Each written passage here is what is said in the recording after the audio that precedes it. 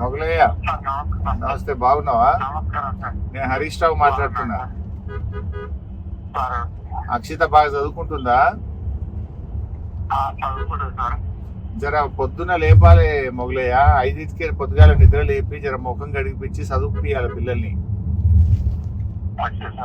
ఆ టీవీ గిట్ట బంద్ చేయండి. ఇంట్లో టీవీలు సినిమాలు చూసుడు, సీరియల్ చూసుడు 2-3 నెలలు జర బంద్ పెట్టుండి. ఇంట్లో టీవీని మొత్తానికి బంద్ పెట్టుండి.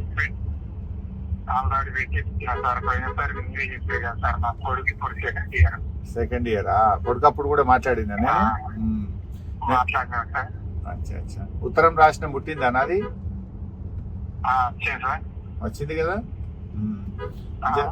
స్కూల్లో స్పెషల్ క్లాసులు పెట్టమని చెప్పిన 4 తర్వాత పెడుతున్నారా? పాప చదువుకుంటుందా అక్షిత? పెడుతుంది కదా. అదే పిల్లలకు కూడా టిఫిన్ పెట్టిస్తారు రేపటి నుంచి. నా డబ్బులతోని పుస్తకాలు కూడా కొన్ని పరీక్ష మంచిగా అల్కగా రాయడానికి కొన్ని బుక్స్ కూడా కొన్ని పంపిస్తారు.